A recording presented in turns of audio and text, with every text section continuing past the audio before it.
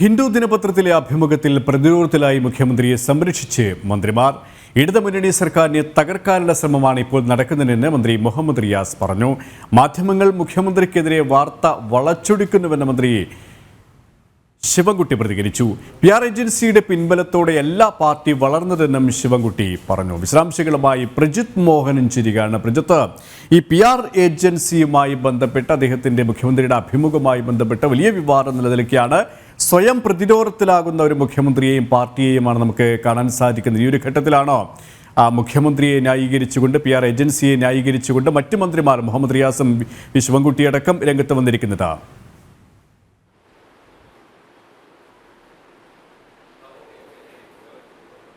ഈ സമാനതകളില്ലാത്തൊരു പ്രതിസന്ധിയിലേക്ക് ഈ PR agency വിവാദം സംസ്ഥാന മുഖ്യമന്ത്രിയെയും സർക്കാരിനെയും കൊണ്ടുവിടുന്നുണ്ട്. കാരണം 2018 മുതൽ ഇങ്ങോട്ട് പലവിധ വിഷയങ്ങളിൽ ഈ PR ഏജൻസികളുമായുള്ള സർക്കാരിനുള്ള ബന്ധം, സർക്കാരിന്റെ പ്രതിച്ഛായ മികച്ചതാക്കാൻ വേണ്ടി PR ഏജൻസികളെ ഉപയോഗിക്കുന്നു. തിരഞ്ഞെടുപ്പിലടക്കം മുഖ്യമന്ത്രിയെ ഗ്ലോറിഫൈ ചെയ്തുകൊണ്ട്, മുഖ്യമന്ത്രിക്ക് ഒരു താരപരിവേഷം നൽകിക്കൊണ്ട് കേരളത്തിന്റെ രക്ഷകനായും മറ്റും അവതരിപ്പിക്കുന്ന പലവിധ PR വർക്കുകൾ നമ്മൾ കണ്ടതാണ്.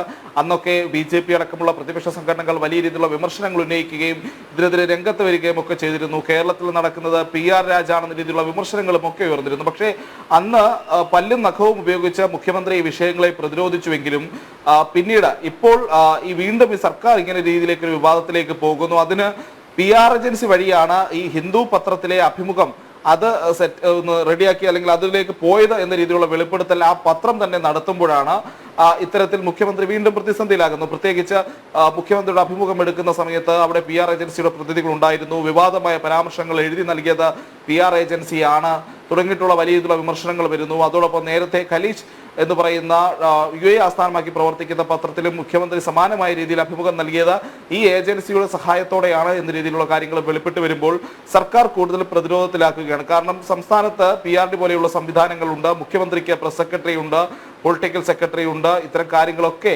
പൊതുമാധ്യമങ്ങളിൽ എത്തിക്കാൻ വിവിധ തരത്തിൽ സോഷ്യൽ മീഡിയ ടീമുകളടക്കം സർക്കാരിൻ്റെതായിട്ടുണ്ട്. അതിനൊപ്പം തന്നെ CPM-നും വിപുലമായ PR സംവിധാനങ്ങൾ നിലനിൽക്കുമ്പോൾ, പാർട്ടി തലത്തിൽ നിന്ന് തന്നെയുള്ള സംവിധാനങ്ങൾ നിലനിൽക്കുമ്പോഴാണ് ഈ രീതിയിൽ പുറത്തു നിന്നുള്ള ഒരു ഏജൻസിയെ, അതും രാജ്യത്തെ പ്രധാനപ്പെട്ട കോർപ്പറേറ്റുകൾക്കും മറ്റും കോടികൾ വാങ്ങി ഇത്തരത്തിൽ PR ജോലികൾ ചെയ്യുന്ന ഒരു സ്ഥാപനത്തിൽ നിന്ന് മുഖ്യമന്ത്രിക്ക് വേണ്ടി ദേശീയ മാധ്യമങ്ങളിലും അന്തർദേശീയ മാധ്യമങ്ങളിലും വരെ ഇടപെടലുകൾ നടത്തുന്നു എന്നുള്ള വെളിപ്പെടുത്തലുകൾ പുറത്തു വന്നത് അത് ഒരു കമ്മ്യൂണിസ്റ്റ് സർക്കാരിനോ കമ്മ്യൂണിസ്റ്റ് മുഖ്യമന്ത്രിക്കോ ചേരുന്ന രീതിയല്ല എന്നുള്ളത് പാർട്ടിയിൽ തന്നെയുള്ളൊരു വികാരമാണ്. ഒരുപക്ഷെ CPM കേന്ദ്രങ്ങളിൽ പോലും വലിയ ഞെട്ടൽ ഉണ്ടാക്കിയിരുന്നു. സർക്കാർ ഈ രീതിയിലുള്ള ഒരു നടപടിയുമായി മുന്നോട്ട് പോയി എന്ന് പറയുന്നപ്പോൾ മുഖ്യമന്ത്രി കൂടുതൽ പ്രതിരോധത്തിലാകുന്ന ഒരു സാഹചര്യമുണ്ട്. നേരത്തെ ഉയർന്ന വിവാദങ്ങൾ പോലെയല്ല, ഇത് കൃത്യമായ ഒരു രാഷ്ട്രീയ വിവാദമായി. കാരണം കഴിഞ്ഞ കുറച്ച് കാലങ്ങളായി കേരളം ചർച്ച ചെയ്യുന്ന ഒരു വിഷയമായതുകൊണ്ട് തന്നെ കൂടുതൽ വലിയ വിവാദങ്ങളിലേക്ക് മുഖ്യമന്ത്രി പോകുമെന്ന് ഉറപ്പാണ്. ആ സമയത്താണ് ഈ രീതിയിലുള്ള വലിയ പ്രതിരോധവുമായി മന്ത്രിമാർ തന്നെ രംഗത്ത് വരുന്നത്. മുഹമ്മദ് റിയാസ്, ശിവൻകുട്ടി തുടങ്ങിയിട്ടുള്ളവരാണ് ഈ രീതിയിലുള്ളൊരു നിലപാടുകളുമായി രംഗത്ത് വന്നത്. ഇപ്പോൾ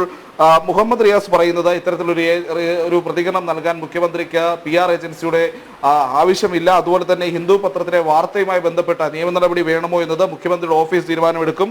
ഇടതുപക്ഷ സർക്കാരിനെ തകർക്കാൻ തലക്കടിക്കണം, അതിനാണ് മുഖ്യമന്ത്രി ആക്രമിക്കണം എന്നുള്ളതാണ്. സമാനമായ ഒരു നിലപാട് തന്നെയാണ് ശിവൻകുട്ടിയും സ്വീകരിച്ചിരിക്കുന്നത്. മുഖ്യമന്ത്രിക്ക് കേരള ജനതയോട് സംസാരിക്കാൻ PR ഏജൻസിയുടെ ആവശ്യമില്ല, ഈ രീതിയിലല്ല ഞങ്ങൾ വളർന്നു വന്നത്, മുഖ്യമന്ത്രിക്ക് ഈ രീതിയിൽ ഒരു സഹായവും വേണ്ട, മറ്റെല്ലാം മാധ്യമങ്ങൾ വളച്ചൊടിക്കുന്നതാണ് എന്നുള്ളതാണ് വിമർശനം. ഇതിൽ ഏറ്റവും ശ്രദ്ധേയമായ കാര്യം എന്ന് പറഞ്ഞാൽ മുഖ്യമന്ത്രിക്ക് ഈ വാർത്ത നൽകിയതുമായി ബന്ധപ്പെട്ട് മുഖ്യമന്ത്രിയുടെ അഭിമുഖം പ്രസിദ്ധീകരിക്കുന്ന പത്രത്തിൽ ആ അഭിമുഖത്തിൽ പറയാത്തൊരു കാര്യം അതിൽ കുത്തിക്കയറ്റി എന്നുള്ളതായിരുന്നു മുഖ്യമന്ത്രിയുടെ ഓഫീസ് ഈ പത്രത്തെ അറിയിച്ചത്.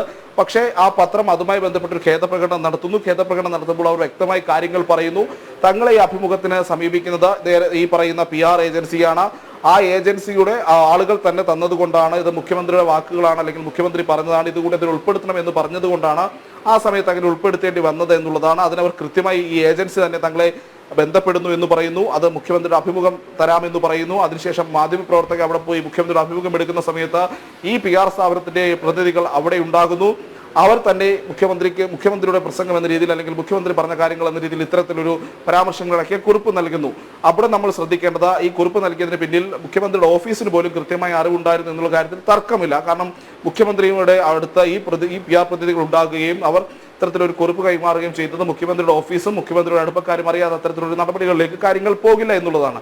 നേരത്തെയും പല പത്രങ്ങൾക്കും ഈ രീതിയിൽ അഭിമുഖം നൽകുന്നത് മുഖ്യമന്ത്രിയെ ന്യായീകരിച്ചുകൊണ്ടുള്ള കുറിപ്പുകളൊക്കെ പുറത്തിറക്കുന്നതുമായി ബന്ധപ്പെട്ട ഈ PR ഏജൻസിയുടെ പേര് പറഞ്ഞു കേൾക്കുന്നുണ്ട്. അങ്ങനെയെങ്കിൽ കുറച്ച് കാലങ്ങളായി ഈ PR ഏജൻസിയുടെ സഹായം മുഖ്യമന്ത്രി തേടുന്നുണ്ട് എന്നുള്ള കാര്യത്തിൽ തർക്കമില്ല. അവിടെയാണ് വളരെ പ്രസക്തമായിട്ടുള്ള ഒരു ചോദ്യം വരുന്നത്. ഈ PR ഏജൻസി ഇത്തരത്തിലുള്ള ജോലികൾ എടുക്കാൻ, അതായത് പ്രജിത്ത് നേരത്തെ സൂചിപ്പിച്ചതുപോലെ തന്നെ ഈ PR ഏജൻസിയുമായി ബന്ധപ്പെട്ട ഹിന്ദു ദിനപത്രത്തിലെ അഭിമുഖവുമായി ബന്ധപ്പെട്ട് പ്രതിരോധത്തിലായ മുഖ്യമന്ത്രി, പ്രതിരോധത്തിലായ CPM, പ്രതിരോധത്തിലായ ഇടതുപക്ഷ മുന്നണി.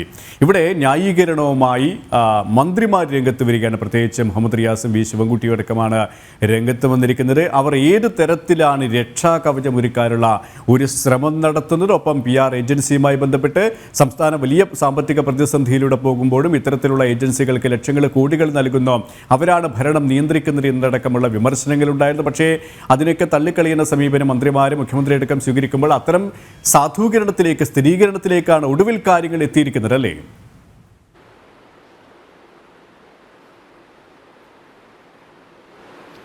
കൃത്യമാണ്. കാരണം ഈ 2018 പ്രളയകാലത്ത്, പിന്നീട് കോവിഡ് കാലത്ത് ഈ സമയത്തെല്ലാം സർക്കാരിന് വേണ്ടിയിട്ടുള്ള നടത്തിയിട്ടുള്ള പ്രചാരണ പ്രവർത്തനങ്ങൾ സമാനതകളില്ലാത്തതാണ്. കാരണം ഒരു സാധാരണ ഒരു പൊളിറ്റിക്കൽ പാർട്ടിയുടെ PR മിഷനറി ഉണ്ടാകും, അതനുസരിച്ചുള്ള സംവിധാനങ്ങളായിരുന്നില്ല. സർക്കാർ സംവിധാനങ്ങളുടെ ഒരു സാധാരണഗതിയിൽ എത്രത്തോളം ഒരു PR സംവിധാനങ്ങൾക്ക് പോകാൻ കഴിയുമെന്ന് നമുക്കറിയാം. പക്ഷേ അതിൽ നിന്നെല്ലാം ഉയർന്നിട്ട് മുഖ്യമന്ത്രിയെ കേരളത്തിന്റെ രക്ഷകനായും മുഖ്യമന്ത്രിയെ കേരളത്തിന്റെ ക്യാപ്റ്റനായും കപ്പിത്താനായും ഒക്കെ അവതരിപ്പിക്കുന്ന പ്രസംഗങ്ങൾക്ക് അത്തരത്തിലുള്ള നവമാധ്യമങ്ങളിലെ പോസ്റ്റുകൾ, ചർച്ചകൾ, ഒരുപക്ഷെ കേരളത്തിൽ നടന്നിട്ടുള്ള ചില മാധ്യമ ചർച്ചകൾ പോലും ആ രീതിയിലേക്കൊക്കെ വഴിതിരിച്ചു വിടുന്ന രീതികൾ, അങ്ങനെ വലിയ രീതിയിലുള്ള ഒരു മിഷനറി അന്നേ മുഖ്യമന്ത്രിക്ക് വേണ്ടി PR പ്രവർത്തനങ്ങൾക്ക് വേണ്ടി പ്രവർത്തിച്ചു എന്ന രീതിയിലുള്ള വിമർശനങ്ങൾ വന്നതാണ്.